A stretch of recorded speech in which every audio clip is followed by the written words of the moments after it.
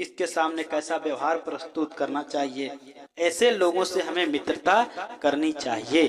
कहीं ऐसा ना हो कि आपका मित्र गद्दार निकले। ज्ञान की ज्योति जलाकर जो राह दिखा गए, हिंदी साहित्य को इतिहास बना गए, तर्क की कलम से सच का चित्र उकेर कर शब्दों में विचारों का सागर सजा गए। आचार्य रामचंद्र शुक्ल द्वारा लिखा गया मित्रता पाठ कक्षा 10 के विद्यार्थियों के लिए बेहद महत्वपूर्ण पाठ है और साथ ही साथ परीक्षा में हर बार इससे प्रश्न पूछा जाता है। या तो आचार्य रामचंद्र शुक्ल का जीवन परिचय से पूछा जाएगा और या तो ऐसा हो सकता है कि इसके गद्यांश से प्रश्न उठाए जाते हैं, जहां बच्चों को एक समस्या होती है कि कैसे पहचाने कि यह मित्रता पाठ का है अथवा किसी और पाठ का है। तो इसके लिए हम आचार्य रामचंद्र शुक्ल का जीवन परिचय और जीवन परिचय के साथ साथ पाठ का जो सार है, यानी कैसे हम पहचानेंगे, कुछ ऐसे तत्व पाठ से निकाले गए हैं जिसको देखते ही आप पहचान जाएंगे कि यह मित्रता पाठ का है अथवा मित्रता पाठ का नहीं है। आचार्य रामचंद्र शुक्ल का जन्म 1884 ईस्वी में बस्ती जिले के अगोना नामक ग्राम में हुआ था। यानी कब हुआ था, सन की बात पूछे तो 1884 ईस्वी में हुआ था। किस जिले में हुआ था, तो बस्ती जिले में हुआ था और इनके गांव का नाम क्या था, तो अगोना, है ना। इनके पिता का नाम चंद्रबली शुक्ल था और इनकी माता का नाम था विभाषी देवी। यानी विभाषी देवी इनकी माता का नाम और पिता का नाम चंद्रबली शुक्ल था। इंटरमीडिएट में आते आते इनकी पढ़ाई छूट गई। अब इनकी पढ़ाई इंटरमीडिएट में आते आते छूट क्यों गई, क्योंकि यह गणित में बहुत कमज़ोर थे, जिसके कारण इंटरमीडिएट की पढ़ाई ये छोड़ दिए। और क्या हुआ कि ये सरकारी नौकरी करने लगे, किंतु अब सरकारी नौकरी करने लगे तो इनके जो ऑफिसर थे, यानी इनसे जो ऊंचे पद के लोग थे, तो इन पर दबाव डालने लगे। इनको अच्छा नहीं लगता था, तो बताया गया कि स्वाभिमान के कारण ये नौकरी छोड़कर मिर्ज़ापुर के मिशन स्कूल में चित्रकला के अध्यापक हो गए और हिंदी, अंग्रेजी, संस्कृत, बांग्ला, उर्दू, फारसी आदि भाषाओं का ज्ञान इन्होंने स्वाध्याय से प्राप्त कर लिया। यानी कि स्वयं से ही पढ़कर इन्होंने अंग्रेजी, हिंदी, संस्कृत, बांग्ला, उर्दू, फारसी आदि भाषाओं का ज्ञान प्राप्त कर लिया। और जब ज्ञान प्राप्त हो गया तो काशी नागरी प्रचारिणी सभा जो काशी में है, इसी से जुड़ करके और शब्द सागर के सहायक संपादक का कार्यभार संभाला, है ना। और इन्होंने काशी विश्वविद्यालय में हिंदी विभागाध्यक्ष का पद भी सुशोभित किया। यानी कि काशी विश्वविद्यालय में हिंदी विभाग के अध्यक्ष पद पर भी ये बने, यानी पद पर भी ये रहे। आगे देखते हैं कि शुक्ल जी ने लेखन का शुभारंभ कविता से किया। यानी कि जब शुक्ल जी ने साहित्य लेखन का कार्य जब इन्होंने शुरू किया, जब इनकी रुचि बढ़ी, तो इन्होंने प्रारंभ में कविता लिखे और कविता लेखन के साथ साथ देखा जाए नाटक भी इन्होंने लिखा। तो नाटक लेखन की ओर भी इनकी रुचि रही, परंतु इनकी प्रखर बुद्धि इनको निबंध लेखन एवं आलोचना की ओर ले गई। अब थोड़ा सा यहाँ बात कर लेते हैं कि आलोचना किसे कहते हैं। तो आलोचना उसे कहते हैं कि अगर किसी व्यक्ति के बारे में हमें आलोचना करना हो, तो व्यक्ति अगर सही करता है तो हम सही बताएंगे, अगर वह गलत करता है तो गलत बताएंगे। कहने का तात्पर्य है कि उसके दोनों पक्षों को एकदम खुल करके बिना किसी के दबाव में आए हुए सभी पक्षों को हम सामने रखते हैं, इसे कहते हैं आलोचना। आगे देखते हैं कि निबंध लेखन और आलोचना के क्षेत्र में इनका सर्वोपरि स्थान आज तक बना हुआ है ना। और जीवन के अंतिम समय तक साहित्य साधना करने वाले शुक्ल जी का निधन 1941 ईस्वी में हो गया। यानी कब हुआ इनका निधन, तो 1941 ईस्वी में इनका निधन हो गया। इनके प्रमुख रचनाओं के ऊपर चर्चा करें तो इनकी जो प्रमुख रचनाएं हैं तो ये है चिंतामणि, और चिंतामणि जो रचना है वह निबंध विधा की रचना है और यह 2 भाग में विभक्त था, भाग 1 और भाग 2। दूसरा इनकी निबंध विधा की रचना है विचार वीथी। अगली रचना के बारे में बात करें, रस मीमांसा, यह क्या है? इनका आलोचना ग्रंथ है, यानी कि इस रस मीमांसा में इन्होंने आलोचना लिखा हुआ है। अगला इनका आलोचना है त्रिवेणी। त्रिवेणी में सूरदास, तुलसीदास और मलिक मोहम्मद जायसी पर इन्होंने रचनाएं लिखी हैं। सॉरी, रचनाएं नहीं, आलोचनाएं लिखी हैं।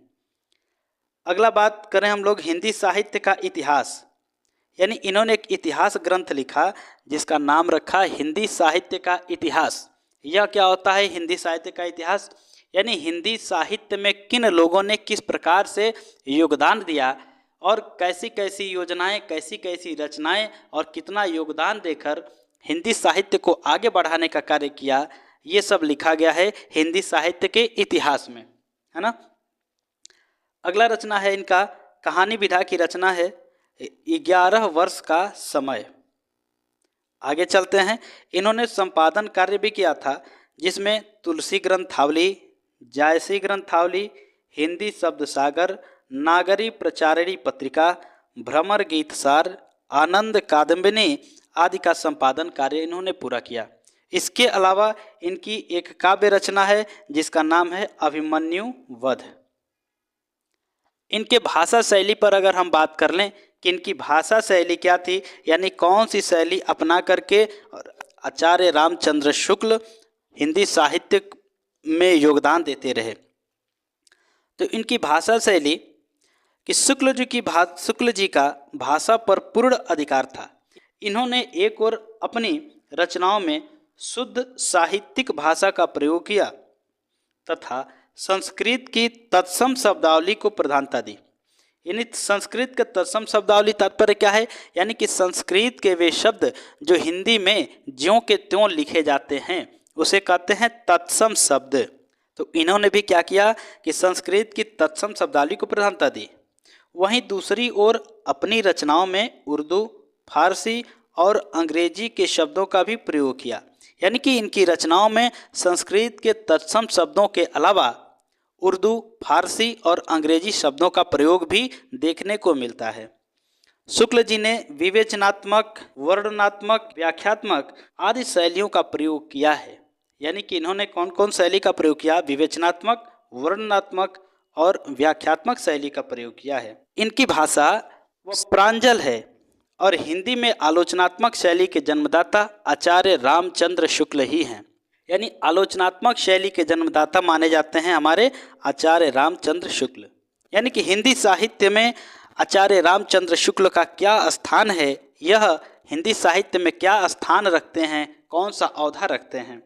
तो हिंदी निबंध को नया आयाम प्रदान करने वाले शुक्ल जी हिंदी साहित्य के मस्तिष्क, आलोचक व एक प्रभावी अध्यय। इन्होंने अपनी साहित्यिक प्रतिभा से हिंदी समालोचना के क्षेत्र में क्रांति उत्पन्न कर दी। अब यहाँ एक शब्द आया हुआ है समालोचना, इस पर चर्चा कर लेते हैं कि समालोचना किसे कहते हैं। यानी जिस प्रकार से हमने देखा आलोचना कि किसी भी व्यक्ति, वस्तु, पुस्तक या किसी विद्यार्थी के बारे में ही अगर हम आलोचना करते तो एकदम निष्पक्ष भाव से और बिना किसी के दबाव में आए उसके गुण, उसके दोष, उसके लाभ और हानि इत्यादि सब चीज़ का वर्णन कर देते थे। यहाँ समालोचना में केवल उसके गुणों को, केवल पॉजिटिव सोच को यानी पॉजिटिव थिंग्स को ही रखा जाएगा, है ना। आगे देखते हैं कि निबंध के युग में आचार्य जी अपने युग के श्रेष्ठ प्रतिभाशाली लेखक सिद्ध हुए और विशिष्ट प्रतिभा, तीव्र बुद्धि व साहित्य के प्रति रुचि रखने वाले आचार्य जी के साहित्यिक योगदान के कारण ही तत्कालीन हिंदी गद्य को शुक्ल युग नाम दिया गया। बहुत इंपॉर्टेंट है कि तत्कालीन हिंदी गद्य को शुक्ल युग का नाम किसके नाम पर दिया गया? तो आचार्य रामचंद्र शुक्ल के नाम पर दिया गया। विशिष्ट योगदान के कारण हिंदी साहित्य हमेशा इनका ऋणी रहेगा। परीक्षाओं में बार बार यहाँ तक प्रश्न पूछा जाता है कि आचार्य रामचंद्र शुक्ल का जीवन परिचय लिखिए। जिस प्रकार से जीवन परिचय बताया गया है ठीक उसी प्रकार से हूबहू अगर आप जीवन परिचय लिख देते हैं, है ना, पूरा हेडिंग डाल करके, जो भी हेडिंग है, जैसे यहाँ जीवन परिचय, यहाँ है हमारा प्रमुख रचनाएं, इसके बाद है हमारा ये संपादन, ये भाषा शैली के बाद आएंगे ये हिंदी साहित्य में स्थान, तो जिनका भी किसी भी लेखक या किसी भी कवि का जीवन परिचय लिखना है तो ये सारी चीज़ें हमें हेडिंग डाल करके लिखना पड़ता है ना। और ये पूरे के पूरे नंबर आएंगे, एक भी नंबर कम नहीं होने वाले हैं। तो अगर आप इस चैनल पर नए हैं तो चैनल को लाइक कर लीजिए, सब्सक्राइब कर लीजिए और अपने दोस्तों के साथ शेयर भी कर दीजिएगा। आइए हम बात करते हैं मित्रता पाठ, जो कि आचार्य रामचंद्र शुक्ल के द्वारा लिखा गया है। और यकीन मानिए कि केवल एक ही वीडियो से, केवल इसी वीडियो से ही पूरा का पूरा जो चैप्टर है आचार्य रामचंद्र शुक्ल का, कुछ भी इसमें बचने वाला नहीं है। यानी जहाँ से भी एग्जामिनर प्रश्न पूछेगा वो पूरा का पूरा कवर कर लिया गया है। तो आइए बात करते हैं मित्रता पाठ। यानी पाठ का सार हम लोग देखेंगे। पहला हेडिंग इसमें आएगा कि सच्चे मित्र का चयन एक बड़ी समस्या। यानी जिस प्रकार से आप अपने घर से निकलकर और विद्यालय में जाते हैं, समाज में जाते हैं, तो आप भी एक मित्र का चयन करते हैं। तो क्या होता है ना कि सच्चे मित्र का चयन करना एक बहुत बड़ी समस्या होती है। कहीं ऐसा ना हो कि आपका मित्र गद्दार निकल, कहीं ऐसा ना हो कि आपका मित्र कहीं चोर निकल जाए, बदमाश निकल जाए। तो आपको मित्र चयन करने में बहुत बड़ी एक समस्या होती है ना। तो देखते हैं कि सच्चे मित्र का चयन करना किस प्रकार से एक बड़ी समस्या होती है। कि जब कोई युवा अपनी किशोरावस्था के बाद घर की चारदीवारी से निकलकर बाहर की दुनिया में कदम रखता है ना। यानी किशोरावस्था एक शब्द आया हुआ है। किशोरावस्था यानी देखिए 3 अवस्थाओं में बांटा गया। पहला है शैशवावस्था, बाल्यावस्था और फिर किशोरावस्था। शैशवावस्था चलता है यानी जन्म से लेकर 6 तक, यानी 6 वर्ष तक। बाल्यावस्था 6 वर्ष से लेकर 12 वर्ष तक और किशोरावस्था 12 वर्ष से लेकर 18 वर्ष तक चलता है। तो जो 12 से लेकर 18 के बच्चे होते हैं उनके बारे में कहा गया है कि वही अपने घर से बाहर निकलकर समाज में कदम रखते हैं, यानी बाहर की दुनिया में कदम रखते हैं। तो क्या होता है, उस बालक के सामने या उस युवा के सामने सबसे बड़ी समस्या एक सच्चा मित्र बनाने की होती है ना। आजकल आप लोग देखते होंगे कि मित्र गद्दार निकल जाते हैं, है ना। तो सच्चे मित्र बनाने की एक बहुत बड़ी समस्या होती है कि कैसे सच्चे मित्र की पहचान करें, है ना। कि आगे लेखक कहते हैं कि यदि वह थोड़ा सा सामाजिक है, बोलचाल में कुशल है, तो शीघ्र ही उसकी जान पहचान के बहुत सारे लोग हो जाते हैं। यानी कि बहुत सारे लोगों से उसकी जान पहचान बहुत जल्दी ही हो जाती है और उनमें से कुछ उसके मित्र भी बन जाते हैं, है ना। यानी कि अगर बालक थोड़ा सा बोलचाल में कुशल रहता है तो बहुत जल्दी ही उसका जान पहचान बन जाता है और उस जान पहचान में से कई सारे लोग उसके बहुत जल्दी मित्र बन जाते हैं। लेकिन जब वह युवा दुनियादारी में कदम रखता है तब उसे समाज व संसार का कोई अनुभव नहीं होता है। उस समय उसका मस्तिष्क व मन निर्मल होता है ना। और उसका व्यक्तित्व कच्ची मिट्टी की मूर्ति के समान होता है। बनाने वाला चाहे उसे राक्षस बनाए चाहे देवता। कहने का तात्पर्य क्या है कि जब बालक है ना 12 वर्ष से लेकर के 18 वर्ष अर्थात जब किशोरावस्था में अपने घर से निकलकर और समाज में कदम रखता है तो सबसे बड़ी समस्या होती है मित्र बनाने में, कि मित्र का चयन वह किस प्रकार से करे, कैसे मित्र बनाए। लेकिन बालक जो है कच्ची मिट्टी की मूर्ति के समान है। कच्ची मिट्टी की मूर्ति के समान का तात्पर्य क्या है कि जब मूर्ति कच्ची मिट्टी की होती है तो उसे जिस प्रकार से चाहे हम मोड़ सकते हैं।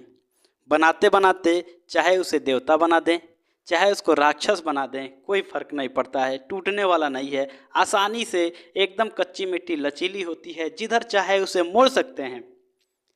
तो लेखक यहाँ भी कहते हैं कि उसका जो मन है और उसका मस्तिष्क है वह एकदम निर्मल होता है और उसका जो व्यक्तित्व होता है वह कच्ची मिट्टी के मूर्ति के समान होता है। बनाने वाला चाहे उसे राक्षस बनाए चाहे देवता, उसे कुछ भी बनाया जा सकता है ना। उसे अच्छे मार्ग पर लेके जाया जा सकता है, उसे कुमार्गी बनाया जा सकता है। लेखक आगे कहते हैं कि मित्रता का प्रभाव उसके चरित्र को किसी भी रूप में ढाल सकता है। यानी कहने का तात्पर्य क्या है कि जिस प्रकार से जैसे लोगों से आपकी मित्रता होगी आपका चरित्र भी उसी प्रकार से बन जाएगा। है कि सच्चे मित्र के गुण, यानी एक सच्चे मित्र में क्या क्या गुण होने चाहिए, यह लेखक बताते हैं कि जब युवा है ना अपने घर की चारदीवारी से निकलकर समाज में जब पहुंच जाता है, तो सच्चे मित्र का चयन करना उसके लिए एक बहुत बड़ी समस्या तो होती है। उसके साथ ही कि सच्चे मित्र के क्या क्या गुण होने चाहिए वो उसे पहचानने आना चाहिए, नहीं तो ऐसा होगा कि मित्र लुटिया डुबा देगा। तो बात करते हैं सच्चे मित्र के गुण पर। एक विश्वासपात्र मित्र जीवन में औषधि के समान होता है। औषधि यानी कि दवाई के समान होता है, जो हमें बुराइयों से बचाता है और सत्य, मर्यादा, पवित्रता के प्रति प्रेम को मजबूत बनाता है। यानी कि जब हम देखते हैं औषधि खाने में कड़वी होती है लेकिन हमारे लिए लाभप्रद होती है, ठीक उसी प्रकार से हमें बुराइयों से एक सच्चा मित्र बचाता है और सत्य, मर्यादा, पवित्रता के प्रति प्रेम को मजबूत बनाता है। और सच्ची मित्रता में उत्तम वैद्य जैसी निपुणता और परख होती है। यानी कि जो सच्चा मित्र होता है उसके अंदर उत्तम वैद्य जैसी निपुणता होती है। वैद्य जो बीमारी को पहचान लेता है, ठीक उसी प्रकार से मित्र के गुण होने चाहिए जो हमारे अवगुणों को पहचान ले। और उसमें क्या होता है, माता सा धैर्य होता है, माता सा धैर्य होता है और उसके अंदर कोमलता होनी चाहिए, और जो हमें कुमार्ग पर जाने से रोकती है और निराश होने पर हमारे मन में आशा का संचार करती है। ऐसे ही मित्रता करने का प्रयास करना चाहिए। यानी कि सच्चे मित्र के गुण के बारे में बताया गया कि सच्चा मित्र जो होता है उसमें उत्तम वैद्य जैसी निपुणता होती है और परख होती है, माता के समान धैर्य होता है, उसके अंदर कोमलता होती है और हमें कुमार्ग पर जाने से रोकती है। अगर हम कभी निराश हो जाते हैं तो हमारे मन में आशा का संचार करती है ना। कि सच्चे मित्र का कर्तव्य, सच्चे मित्र के क्या कर्तव्य होने चाहिए। एक सच्चे मित्र का कर्तव्य है कि वह हमारा सही मार्गदर्शन करे, वह हमारा प्रेम पात्र होना चाहिए जिसमें एक अच्छे भाई के गुण हों और दोनों मित्रों में सच्ची सहानुभूति होनी चाहिए, जो एक दूसरे के सुख दुख को अपना माने, एक के प्रति हानि लाभ को दूसरा अपना हानि लाभ समझे, जिसमें अधिक आत्मबल हो, प्रतिष्ठित व शुद्ध हृदय, जो सत्यनिष्ठ व परिश्रमी हो, जिनसे हमें धोखा खाने का डर न हो।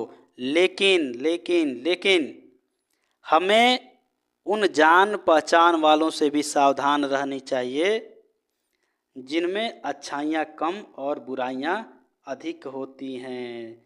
जैसे अगर हम बात करें कि सच्चे मित्र का कर्तव्य क्या होना चाहिए, अगर एक मित्र लाभ या हानि में जाए तो दूसरा मित्र भी अपने आप को लाभ या हानि उसका समझे, उसका वो क्या हो कि जिसमें क्या हो, अधिक आत्मबल हो, प्रतिष्ठित हो, शुद्ध हृदय हो, है ना, सत्यनिष्ठ हो, परिश्रमी हो और जिनसे हमें धोखा खाने का डर न हो। कहीं ऐसा ना हो कि राज की बात बताएं और वो मित्र पूरे क्लास में हल्ला कर दे, है ना, ऐसा भी ना हो। और आगे बताया गया कि लेकिन हमें उन जान पहचान वालों से भी सावधान रहनी चाहिए। ऐसा बालक हो जिनमें अच्छाइयाँ बहुत कम हो और बुराइयाँ बहुत ज़्यादा हों, और उसके साथ अगर आप तालमेल बैठाएंगे, उसके साथ मित्रता बढ़ाएंगे तो आपके अंदर भी बुराइयां अधिक बढ़ती जाएंगी, है ना। तो ऐसे मित्रों से भी सावधान रहना चाहिए। आगे बताते हैं कि क्या विपरीत स्वभाव होने पर भी मित्रता संभव, यानी कि क्या अगर दोनों बालकों या दोनों व्यक्तियों का स्वभाव विपरीत हो तो भी मित्रता संभव है। तो बिल्कुल संभव है। कैसे देखते हैं, यहाँ उदाहरण देकर के आचार्य रामचंद्र शुक्ल जी बताते हैं कि यह आवश्यक नहीं है कि दो मित्रों की प्रकृति और आचरण समान हो, वे एक सा कार्य करते हों या समान रुचि के हों, है ना। किसी को क्रिकेट खेलना अच्छा लगता है, वहीं किसी को गाना गाना अच्छा लगता है, या किसी को गाना सुनना अच्छा लगता है, किसी को कुकिंग अच्छा लगता है, लेकिन फिर भी वे सब आपस में एक मित्र बन सकते हैं। आगे बताते हैं कि भिन्न भिन्न स्वभाव के लोगों में भी मित्रता व भाईचारा बना रह सकता है। जैसे उदाहरण देकर बताते हैं कि श्री राम धीर गंभीर व शांत स्वभाव के थे। यानी हमारे जो प्रभु श्री राम थे वह बड़ी धीर थे, गंभीर थे, शांत स्वभाव के थे, जबकि जो लक्ष्मण जी थे वह उग्र व उद्धत स्वभाव के थे, है ना। और फिर भी दोनों भाइयों में अत्यंत घनिष्ठ प्रेम था। जब लक्ष्मण जी को शक्ति वार लगा था तो इस पर प्रभु श्री राम फूट फूट करके रोए थे, है ना। इस प्रकार से दोनों भाइयों में प्रेम था। और इसी प्रकार उदार व स्वाभिमानी कर्ण और लोभी दुर्योधन के स्वभाव बिल्कुल अलग होने पर भी उनकी मित्रता जग विदित है। यानी कि जो कर्ण था वह दुर्योधन का मित्र था और दुर्योधन जो था दुराचारी व्यक्ति, है ना। लेकिन कर्ण जो था सदाचारी व्यक्ति था। लेकिन किसी कारणवश कर्ण और दुर्योधन मित्र हो गए थे, और जब मित्र हो गए तो दुर्योधन का साथ मजबूरी में कर्ण को देना पड़ा था, है ना। इसलिए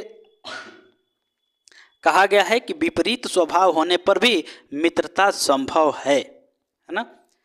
आगे लेखक कहते हैं कि कुसंगति जीवन के लिए हानिकारक, कि कुसंगति एक सबसे बड़ा दुर्गुण है ना। और कुसंग का ज्वर व्यक्ति की नीति, सद्वृत्ति व बुद्धि का नाश कर देती है। सद्वृत्ति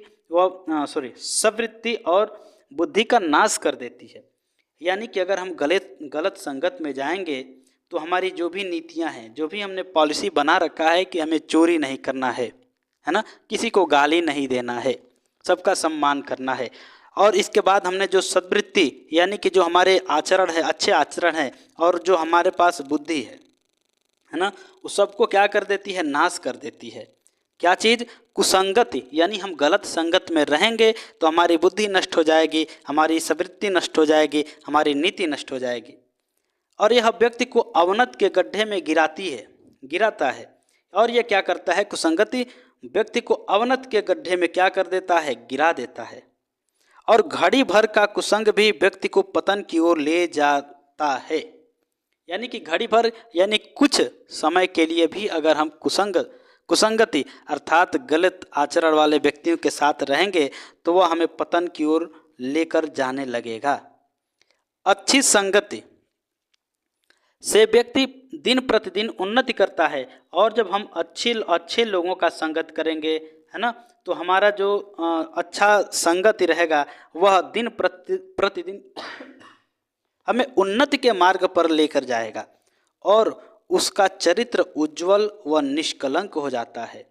यानी कि जब हम अच्छी संगत में रहेंगे तो जो हमारा चरित्र है वह उज्जवल हो जाएगा और निष्कलंक हो जाएगा, यानी कि बिना कलंक, बिना दाग धब्बे का हो जाएगा, है ना। अतः हमें बुरे लोगों की संगत से बचना चाहिए तथा उत्तम, सच्चरित्र, सच्चे, ईमानदार, विवेकशील लोगों के साथ ही रहना चाहिए और उन्हीं से मित्रता करनी चाहिए, है ना। हमें क्या करना है कि बुरे लोगों की संगत से बचना है, उत्तम आचरण वाले, सच्चरित्र यानी अच्छे चरित्र वाले, सच्चा हो, ईमानदार हो, विवेकशील हो, यानी कि बुद्धि से काम लेता हो कि क्या कब हमें क्या कहना चाहिए, किसके सामने कैसा व्यवहार प्रस्तुत करना चाहिए, है ना। ऐसे लोगों से हमें मित्रता करनी चाहिए। और अंत में जाते जाते अगर आप इस चैनल पर नए हैं तो चैनल को लाइक कर दीजिए, सब्सक्राइब कर दीजिए और दोस्तों के साथ शेयर कर दीजिए।